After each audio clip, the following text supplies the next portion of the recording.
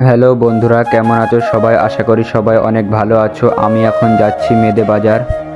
আজকে বৃহস্পতিবার, তাই মেদে পায়রার হাটে যাচ্ছি।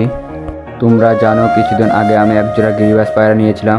সেই পায়রাটা রিটার্ন দিতেই আসলাম মেদে বাজারে। দেখতেই পাচ্ছ মেদে বাজারে পৌঁছে গিয়েছি। আজকে বৃষ্টি হচ্ছে তাই কাদা হয়ে গেছে।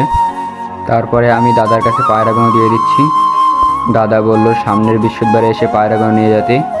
আজকে দাদার কাছে পায়রা বেশি নেই, তাই বলল সামনের বৃহস্পতিবারে নিয়ে যেতে।